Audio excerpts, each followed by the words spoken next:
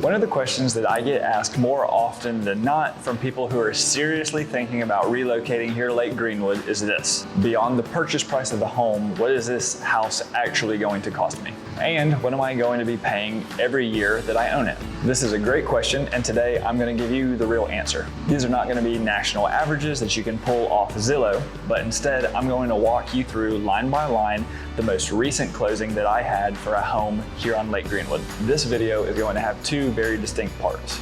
The first is going to be, what does it cost to buy the home? This is going to be the one-time money that you are going to spend in order to get to the closing table. The second part to this is going to be, how much money does it cost for you guys to own the home after you actually have the keys. So those are two completely different conversations. And the second one, specifically the property tax section, is where I see out-of-state buyers oftentimes maybe make this mistake that in this case could cost them up to $14,000. And because of that, I want to make sure that it is not you. As always, my name is Timmons, and I'm your local real estate expert on all things Greenwood, South Carolina, and the Piedmont region. I service all of Greenwood County, Lake Greenwood, and the smaller surrounding areas. I was born and raised here, and if you guys are thinking about relocating here to the area, or maybe you just have more questions, I would love to be your real estate resource of choice.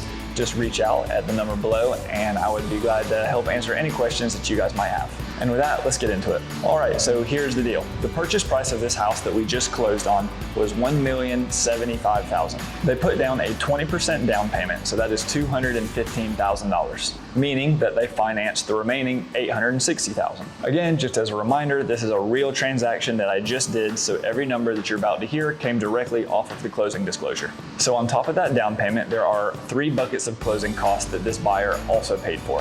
Let's walk through each of them. So bucket number 1 is the lender fees. This came out to $3,639. This covered 3 things that were lumped together: the lender origination fee, the appraisal, and the prepaid interest. Prepaid interest is the interest that is accrued between your closing date and when you're going to make your very first house payment. And it is going to vary based on the day of the month that you close, but it's always going to be on the closing disclosure. These 3 fees together, again, totaled $36.39. So bucket number 2 is going to be your attorney closing fees. These totaled $2,788. So here's something that is specific to buying real estate here in South Carolina, which differs from other states. We are an attorney state and not a title state. That means that a licensed real estate attorney is required to handle the closing. You are unable to use a title company here like you can in states like Texas or Florida or most of the Midwest. The attorney reviews your title, handles all of the fund disbursement, and they're going to provide a layer of legal protection for both sides of the transaction. Again, on this specific transaction, these fees totaled $2,788. Now, remember, roughly about $1,800 of this was for title insurance. Title insurance is a one-time premium that protects against any defects in the title history. So the remaining amount of that money covers the actual cost associated for the attorney. So if you are coming from out of state, or maybe you currently live in a title company state, this attorney closing process might feel a little bit different to you, but in my experience, it makes things run way more smoothly. There's an extra layer of accountability that is built into the process. All right, and your third bucket is going to be your prorated taxes. At the time that you guys are watching this video, this closing would have happened roughly about 2 weeks ago, but these prorated taxes totaled $43.85.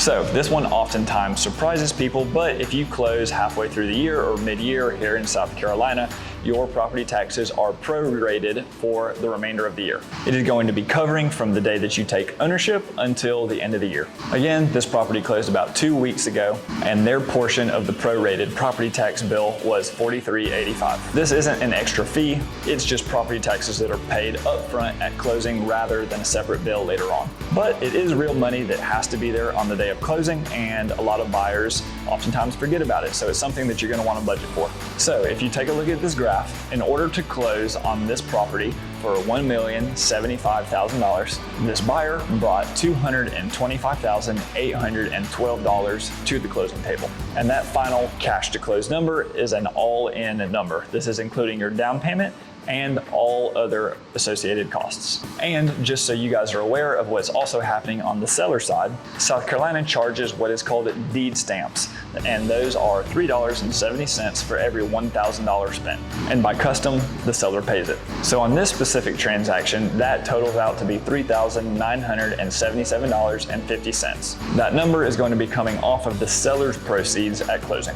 All right, so this next section is going to be what it actually costs to own the home, and specifically what I'm going to get into is the property taxes. In my opinion, this is the decision that changes almost everything for buyers. All right, so you've just closed and now you have the keys and they're in your hands. You now officially own this property. I want to make sure that you guys clearly understand this because South Carolina has two very different property rates. And on a home like we're talking about today, it can be the difference of over $14,000 a year. Let me explain exactly what I'm talking about and how it works. So South Carolina does not tax you on the full market value of your home. It taxes you on what is called your assessed value, which is a percentage of the market value. That percentage is called your assessment ratio, and it is either 4% or it is 6%. Those differences are going to be depending on how you use the home. Your assessed value is then multiplied by the county millage rate to then produce your annual tax bill. So the 4% tax rate is for primary legal residence. This means that you live here full time and your address on your driver's license is going to match this, as well as your car registration. Again, your assessment ratio for this is going to be 4%. On a home that costs $1,075,000, that means you are being taxed $43,000 on your assessed ratio. And when you live here in South Carolina, there is an additional benefit. Primary residents who live here in South Carolina are exempt from school district property taxes. That exemption alone is going to take a major chunk out of that bill. The result on this specific property was over $5,800 a year, $5,847 to be exact, and that is over $487 a month that you would personally save when purchasing a $1 million lake home. Now, let's talk about the 6% ratio. If this is maybe a second home for you guys, or it is not going to be your primary residence, and maybe you're going to use this as a vacation home or an investment property, you are going to be taxed at a 6% rate. So for the same exact home, at the 6% tax rate, you will be taxed $64,500 instead of $43,000. And unfortunately, you do not get the school district exemption. So you're going to be paying the full millage stack on top of your higher assessed value. The result on this same exact property at 6% instead of 4% comes out to be $20,127. That is $1,677 per month. If you take a look at this graph that's right here on the screen, it is the same house, it is the same address, it is the same lake, and there is a $14,280 difference. And this is the part that catches people a lot of times. But even if you do purchase this as your primary residence, you are not automatically put into that 4% tax rate. You have to apply for it with the Greenwood County Tax Assessor's Office. You have to provide some documentation that this is your legal residence. It's not complicated at all, and honestly, it's very, very easy and painless and doesn't take any time at all. But if you don't do it, you automatically default to that 6% tax rate versus the 4%. This is something that you want to make sure that you don't forget to do, because it is much easier to do it up front than it is to reverse it down the road. Also, keep in mind that you can only hold the 4% tax rate on one property at a time. So if you still own a primary residence somewhere else, you cannot claim the 4% tax rate until all of that information has been changed and that other property is not made your primary residence. This is a conversation that I always encourage people to have with their CPA before we close, not after. All right, so this next section is a little bit for our retirees and one advantage to retiring here in South Carolina. If you are 65 years or older and you live here in South Carolina and it is your primary residence, South Carolina gives you one more thing called homestead exemption. It removes the first $50,000 of your home's assessed value entirely, which means that if it's your primary residence, your already low tax bill will get even a little bit lower. You also apply through the county assessor, and again, the requirements are 65 years of age and be a primary resident here in South Carolina for at least 1 year.